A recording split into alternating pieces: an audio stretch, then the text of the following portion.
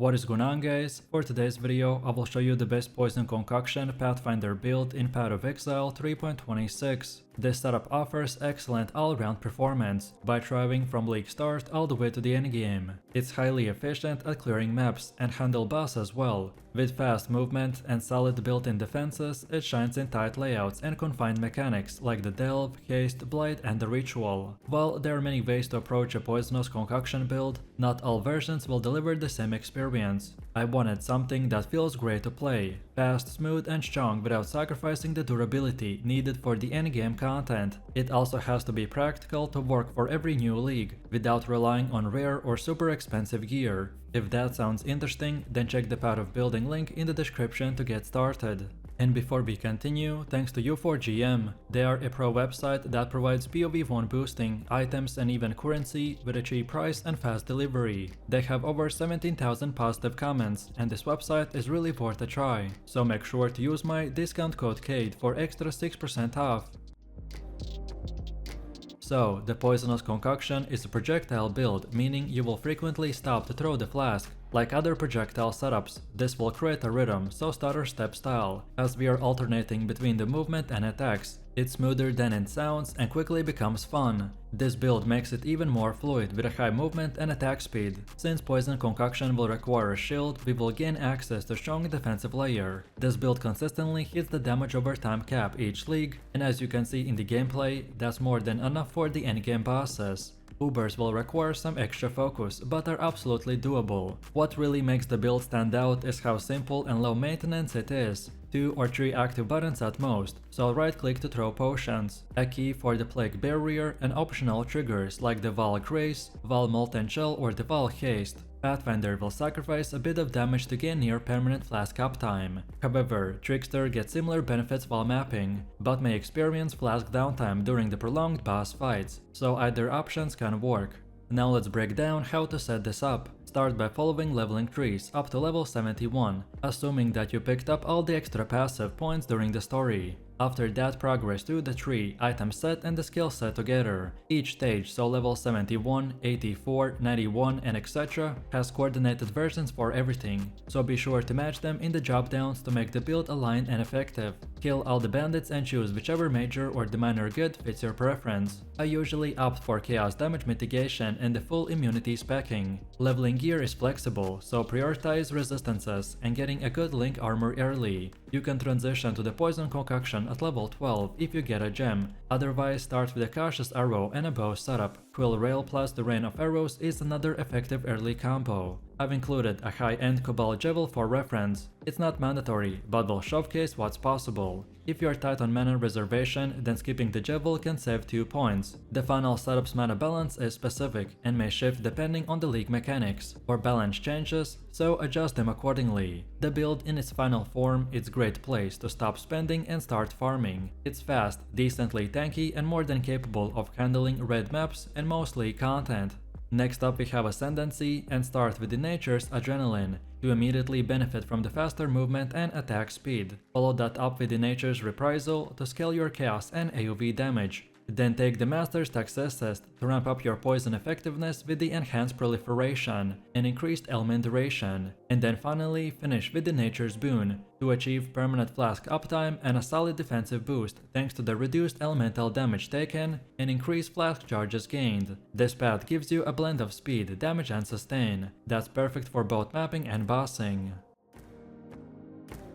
Next up we have our skill tree. These passives are optimized around the Poisonous Concoction ability to amplify unlimited poison stacks, with one caveat discussed later. This makes the stats like increased attack speed, area of effect, and duration incredibly valuable, since the faster and more often you can apply poison, and the longer they last, the more total damage you will deal. Movement speed also plays a major role in the smooth gameplay. We can stack frenzy charges and convert them into affliction charges using our gear, which gives us a huge offensive and defensive benefit. This setup results in sustained damage over time, strong recovery and a build that feels great to play in all content types. The next we have our skill gems. Poisonous Concoction is the heart of this build, which is a chaos-based projectile skill that throws explosive flasks, dealing AoV and applying poison. It's highly effective for both clearing and single target damage when supported correctly. Unbound elements will boost the duration and the damage of the poison, making it a very important part. Greater volley and the greater multiple projectiles will help to increase flask coverage and stack poison across the large packs, though they do lower single target damage slightly. For high value boss encounters, you can swap out the GMP for void manipulation, or even deadly elements to increase single target performance. Vicious projectiles will add strong scaling to both hit and the dot damage,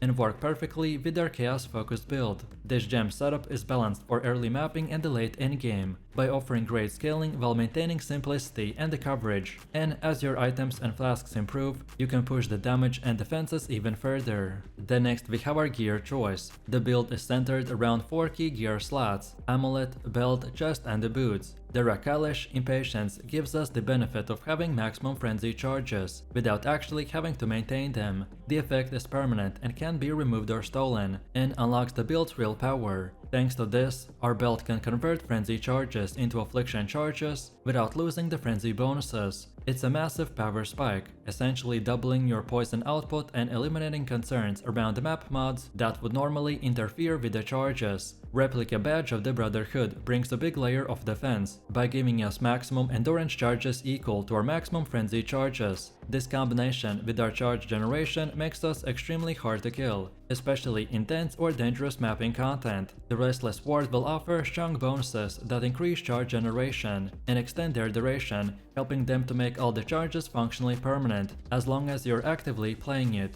It's still necessary to generate frenzy charges to enable this engine. While the passive tree gives us some on-kill generation, the most consistent method is equipping a precursor emblem ring with a mod like a 10% chance to gain a frenzy charge on a hit, and once you have this, the loop is complete. To handle the mana reservation, we use the Devouring Diadem. It eliminates mana problems and allows us to run our aura setup comfortably. There's also a tankier variation of the build that skips the Tandem and uses a life tap instead, but it's trickier to gear. That option also includes if you want to experiment. Just don't forget, your helmet should have the increased duration of the elements you inflict while focused. It's crucial to scaling with your poison duration, so be sure to get it as soon as you can. Then next we have our Mercenaries. Animate Guardian can offer powerful bonuses and utility for this build. A great setup includes using the Leer cast as the helmet to provide an aura that increases nearby allies' damage. Then for the chest, Ambush Charge will offer a strong defenses and life regeneration, which keeps your Guardian alive and healthy through the most encounters. The Southbound Gloves are a good choice due to their life scaling and synergy with the dot-based builds. Then Victorious Flight Boots increase movement speed, making your mercenary a bit of more agile in fights and can help you to stay out of danger. For the weapon, the Kingmaker is ideal, as it grants you Fortify and the Culling Strike to nearby allies, including you, which is an amazing boost in both survivability and the clear speed. If you're planning to invest into your mercenary, then this combo will enhance your build's performance across all the content. Aim for the Temporal Chains Corruption for your mercenary. Pair this with the Windscreen Boots or the Doedria's Danning Ring, so your mercenary can apply the Temporal Chains for you. Next up, let's go over the gameplay. Our playstyle loop is fast, fluid and satisfying. You'll be zooming through the maps with near consistent flask uptime, hurling your poison concoctions to melt packs and bosses alike. With automated flasks and minimal active buttons, the build plays almost on autopilot once you set it up properly. You just throw potions, keep Plague Barrier rolling, and trigger your wall skills when needed. Defensive layers will keep you alive even in the hectic situations, and because you're not relying on minions or complicated rotations, it's easy to focus on positioning and pacing. It excels in content like the Delve, Haste, Blight and Ritual, due to its quick movement and reliable aerial coverage. If you're farming maps or tackling endgame bosses, then the build feels agile and deadly. And now finally, let me show you and explain few tips and important things to note. As soon as you have a Chaos Orb, pick the Emerald Gloves and forlink them. This combo will carry you comfortably to the early game. Use Installing Orbs to roll resistance suffixes on the Bismuth Flask which can solve a lot of early resistant issues. Then, when possible, buy the cheap cluster javel and roll them yourself. As you level, pick up the Dendro bait once you meet the start requirements, so 300 dexterity and 150 intelligence. You don't need to link it right away, but that will be a very crucial upgrade. Keep an eye out for the Leaper's Alms when it's cheap, and aim to pick either way a +1 to Chaos Amulet with the damage over time multiplier, or a Fury Valve. Then later in progression, when you start collecting the Val Orbs, add Assassin's Mitts to your loot filter and begin Valing them. Keep Valing until you hit +1 Frenzy charges, and then eventually upgrade to the Snakebite Gloves via Mythic Orbs for the Rattle Cache setup. You should also add Sentinel Jackets to your filter and Val them for projectile or AoV gem implicits, and then finally convert them to the Dendro Bite with the Mythic Orb when the implicits line up. So let me know what you think about this build in the comments below. If you enjoyed this, then you definitely don't want to miss my previous top 10 best builds video, where I showed even more powerful builds. So click the screen now and I'll see you in the next one.